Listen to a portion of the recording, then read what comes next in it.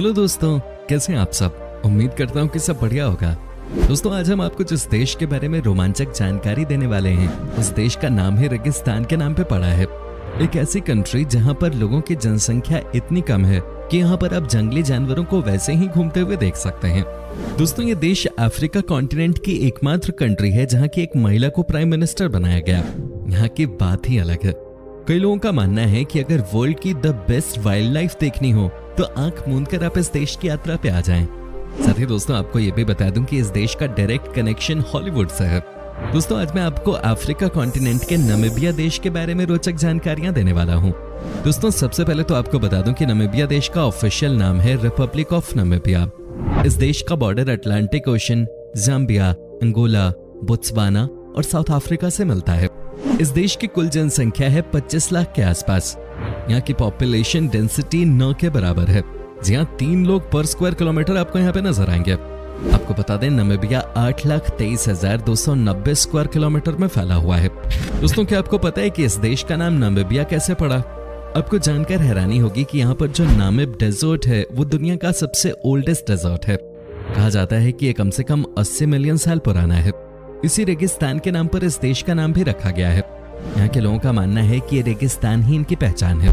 तो फ्रेंड्स, आपको बता दूं कि चूंकि इस देश में इंसानों की जनसंख्या 9 के बराबर है, यहाँ पर आपको जंगली जानवरों की फौज देखने को मिलेगी।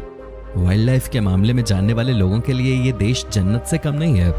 यहाँ पर कई सारे आपको ऐसे जानवर देखने को मिलते हैं जो कि कहीं और नहीं देखने को मिलेंगे। तभी तो वाइल्ड लाइफ चैनल्स की सबसे ज्यादा शूटिंग इसी देश में होती है।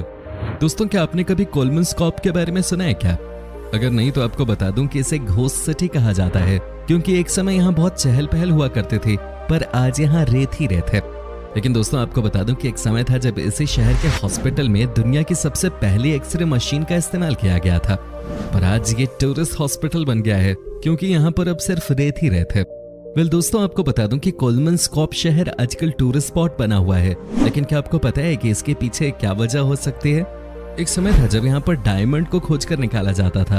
एक समय था जब ये शहर दुनिया की सबसे रिचेस्ट सिटीज में से एक माने जाते थे। लेकिन अब दोस्तों, इसे घोस्ट सिटी कहा जाता है। इसके पीछे वजह यह है कि यहाँ पर लोगों के घर तो हैं, लेकिन कोई रहता नहीं है। इन घरों में रेत ही रेत है। कोई भी इस जगह पर रात में जाना नहीं चाहता है। ये वाकई में डरावनी जगह बन चुकी है, लेकिन दिन के समय यहाँ टूरिस्ट की लाइन लगी होती है। दोस्तों, आपको बता दूं कि दुनिया का सबसे बड़ा अंडर वाटर लेक भी आपको नामीबिया में ही देखने को मिलता है।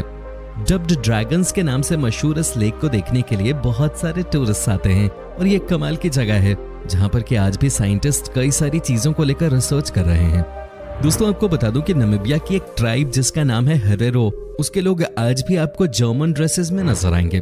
कहते हैं कि जब यहाँ पर जर्मनी का शासन था तब ये ट्राइब जर्मन लोगों से बहुत प्रभावित थी। यही वजह है कि जर्मन तो कब के चले गए, लेकिन आज भी हेरेरो ट्राइब के लोग आपको जर्मन ड्रेसेस में ही घूमते फिरते मिलेंगे। हेरेरो ट्राइब के लोग बेशक आज भी जर्मनी को बहुत अच्छा मानते हो, ये जो भी बात हो, लेकिन आपको बता दूं कि यही जर्मनी देश है जिसने कम से कम 20 से 25 हजार हेरेरो ट्राइब और बाकी ट्राइब्स के लोगों को मौत के घाट उतार दिया था। आपको बता दूं कि 2004 में जर्मनी की सरकार ने यहाँ के लोगों से ऑफिशियली माफी भी मांगी थी। फ्रेंड्स, आपको बता दूं कि 1990 से पहले इसे साउथ अफ्रीका के नाम से ही जाना जाता था। जी हाँ, 1990 में साउथ अफ्रीका ने नामीबिया को आजाद कर दिया। हालांकि यहाँ के लोगों का कहना था कि इंटरनली यहाँ के लोग इसे नामीबिया के नाम से ही पुकारते थे। किसी ने ये माना ही नहीं कि ये देश साउथ अफ्रीका का हिस्सा है। आज भी यहाँ के लोगों के अच्छे रिलेशंस नहीं है साउथ अफ्रीका से। आपको बता दूं कि आज भी हॉलीवुड के साथ नामीबिया देश का गहरा रिश्ता है। कहने का मतलब यह है कि इस कंट्री में कई बड़ी बड़ी हॉलीवुड की फिल्मों की शूटिंग हो चुकी है। कहा जाता है कि यहाँ पर space Odyssey, mad max fury road and fight of the Phoenix जैसी बड़ी फिल्मों की शूटिंग हुई है। बाकी भी कई सारी फिल्मों की शूटिंग होती रहती है। इतना ही नहीं, यहाँ पर वाइल्ड लाइफ चैनल्स वाले सबसे ज्यादा आते हैं डॉक्यूमेंट्रीज बनाने, क्योंकि उनके लिए ये बेस्ट प्लेस है। दोस्तों, क्या आपने स्केलेटन कोस्ट के बारे में सुना है? अगर नहीं तो आपको बता दूं कि ये नामीबिया में है, जिसे कहा जाता है कि ईश्वर ने इस जगह को गुस्से में बनाया है। आपको बता दें कि समुद्र की लहरें यहाँ पर नामीबिया की रेत से मिलती है।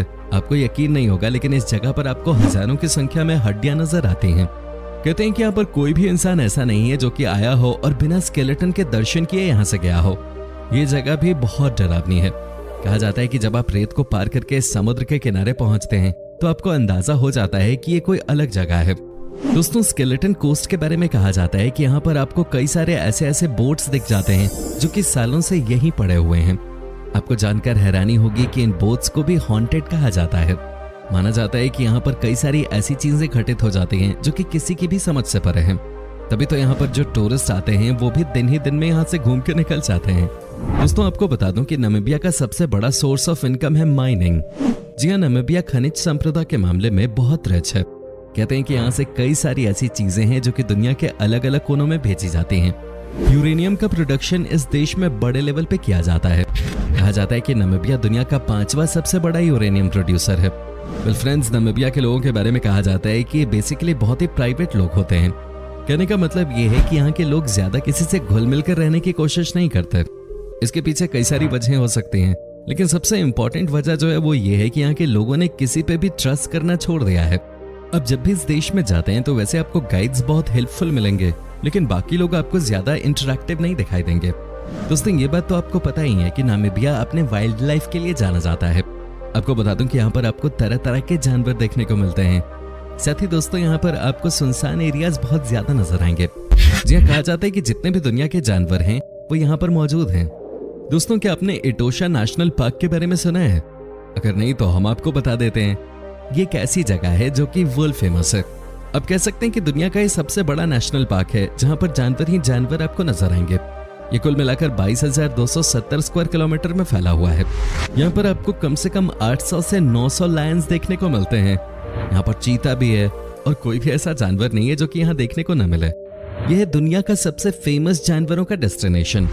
यहाँ शेर, बाघ, चीता सब आपको शिकार करते हुए दिख जाएंगे। साथ ही हाथी की बात कर लें या हिरन की, आपको इटोशा नेशनल पार्क में सब देखने को मिल जाएगा।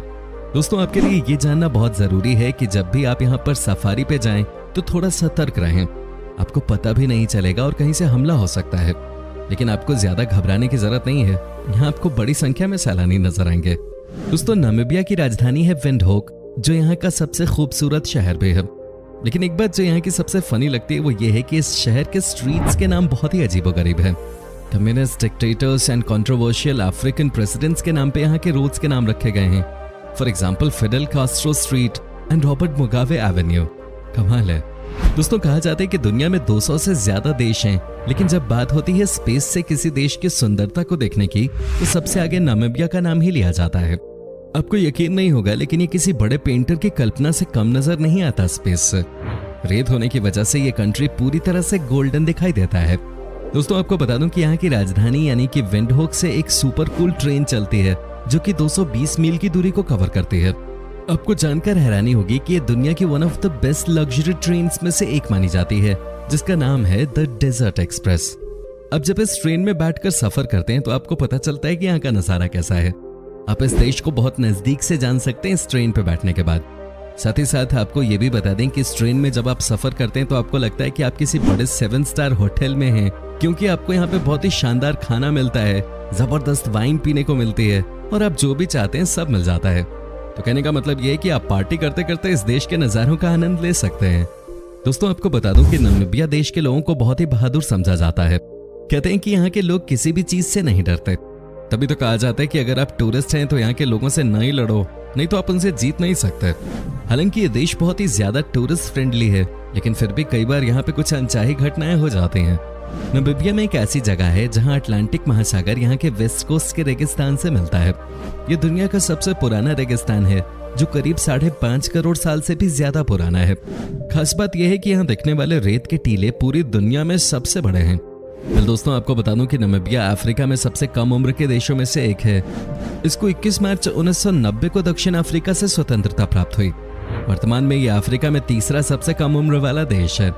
साल 2015 से यहाँ के राष्ट्रपति हेजगेंग जोब हैं और वो नामीबिया के स्वतंत्रता प्राप्त करने के बाद से केवल तीसरे राष्ट्रपति हैं।